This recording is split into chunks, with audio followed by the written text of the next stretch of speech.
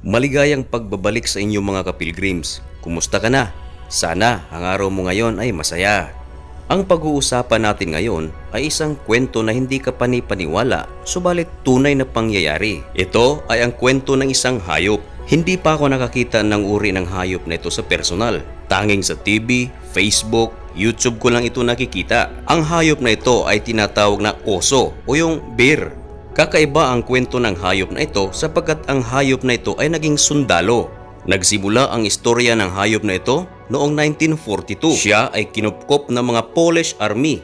At bago natin simulan ang istorya ng oso na ito, ay humihingi sana ako sa inyo ng kaunting pabor na sana isubscribe ang channel na ito, ang Pilgrims Channel. Malaking tulong sa akin yan at para na rin maging updated ka sa ating mga uploads. At mga kapilgrims, lubos-lubosin ko na. Inaanyayahan na rin kita na i-like or i-follow ang ating official Facebook page. Doon, ako ay nag-upload ng mga madali ang mga videos. At huwag na nating patagalin pa, simulan na natin ang ating kwento. In 3, 2, 1...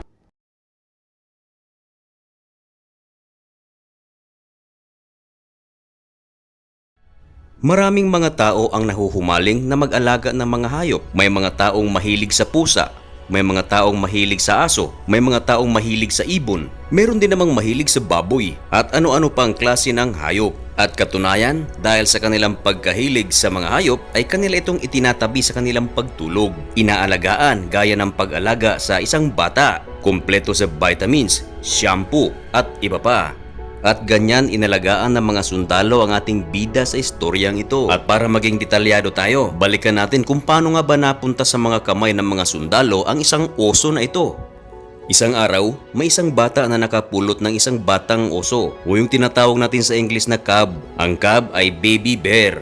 Mag-isa na lang sa buhay ang batang oso sapagkat ang kanyang ina ay nabaril ng mga hunters at napatay. Kaya dinala siya ng isang bata. Habang naglalakad ang bata, bit-bit ang maliit na oso ay nakasalubong niya ang mga sundalo. Tinanong siya ng mga sundalo kung ano ang dala mo. Sumagot naman ang bata, ang sabi niya ay batang oso. At ng mga panahon na yon ay medyo may kahirapan sa pagkain gawa ng World War II. Kaya ang ginawa ng mga sundalo sa halip na hingiin ang batang oso ay hiningi nila ito sa bata kapalit ng mga karni at iba pa. At dahil nga sa kahirapan sa pagkain ay pumayag naman ang bata. At dinala ng mga sundalo ang batang oso sa kanilang kampo. Inalagaan nila ito ng mabuti at binigyan nila ito ng pangalan. Ang pangalan ay Wojtek na ibig sabihin ay Happy Soldier. At dahil bata pa ang oso, hindi pa gaano makakain sa mga matitigas na pagkain kaya binibigyan nila ito ng gatas. At habang lumalaki ang batang oso, ay unti-unti namang nagkakaisip rin ang batang oso. At dahil tao ang nag-aalaga sa kanya, merong mga ginagawa ang mga tao na nakukopya rin ng batang oso, gaya ng pagliligo.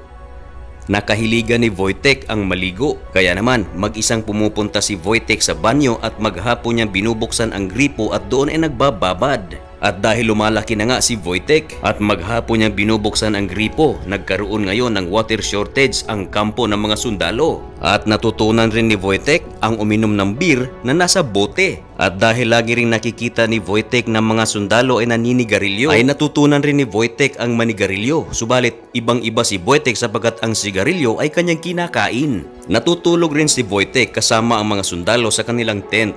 At kapag meron silang campfire ay present din si Wojtek na nakaupo na animoy tao. Nakikipaglaro din ang ating bida sa mga sundalo gaya ng wrestling. At kapag merong bagong recruit ang mga sundalo ay kinukuha ni Wojtek ang kanilang sapatos at tinatago. Subalit, noong matapos na ang kanilang misyon ay kinakailangan na nilang bumalik sa kanilang lugar. At ang mga Polish Army na ito, dahil nga kaalyado nila ang British, ni-request ngayon sila na makipagtulungan sa British Army. Problema ngayon, hindi pumayag ang British Army na may hayop sa kanilang kampo. Ibig sabihin, hindi nila pwedeng isama si Wojtek sa kanilang biyahe. Ang akala mo ba'y maiiwan si Wojtek? Of course, hindi, sapagkat ang mga Polish Army ay gumawa ng paraan. Binigyan nila ng ranggo si Wojtek para kanila itong makasama sa kanilang biyahe at meron na rin itong sweldo at binigyan siya ng ranggo na tinatawag na private. Magmula noon, si Wojtek ay kasapi na sa mga sundalo. Naging kasama na siya saan man magpunta ang kanyang mga kasamang sundalo.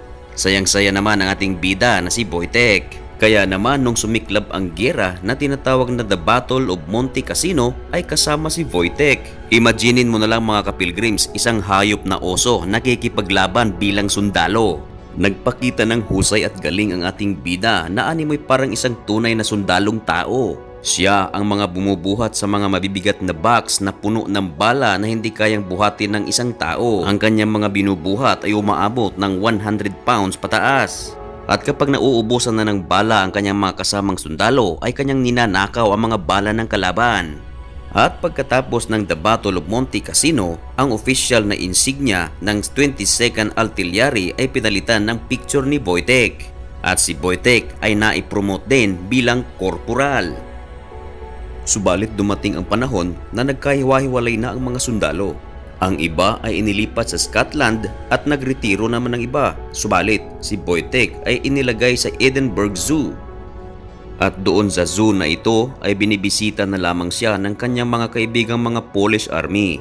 At kapag nakakarinig si Wojtek ng Polish language ay nagiging agresibo ito at para bang hindi mapakali at parang ine-expect niya talaga na siya ay bibisitahin ng kanyang mga kaibigang sundalo. At yun na nga mga kapilgrims, as we all know, dito sa mundong ibabaw ay walang permanente.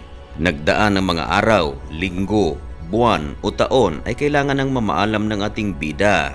Pumanaw si Wojtek sa edad na 22 years old noong 1963 at dahil sa kabayanihan na ginawa ni Wojtek, pinarangalan ng gobyerno ng Poland si Wojtek. Ipinagtayo siya ng mga monumento at inilagay sa iba't ibang lugar ng Poland.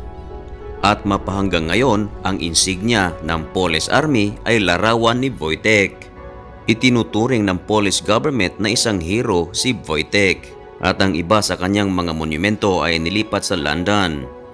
Dito sa istoryang ito ay maaaring magkadugtong ang dalawang magkaibang mundo, mundo ng mga hayop at mundo ng mga tao. Magkaibang mundo subalit nasa iisang mundo. Ang istoryang ito ay nagsimula dahil sa pagpapahalaga at respeto ng tao sa hayop. Kaya nararapat lamang na ang lahat ng mga tao irespeto ang lahat ng may hininga, hayop man o tao. At siguro ay dito na muna magtatapos ang ating video. At kung nagustuhan mo ang istoryang ito ay hingi sana ako sa inyo ng pabor. Pwede bang pakisubscribe ang Pilgrims Channel, ang channel na ito, upang maging updated ka na rin kung mayroon tayong mga bagong uploads. At bago tayo maghiwa-hiwalay, huwag po nating kalimutan, we are just pilgrims in this world. Thank you so much for watching. May God bless you. Bye-bye.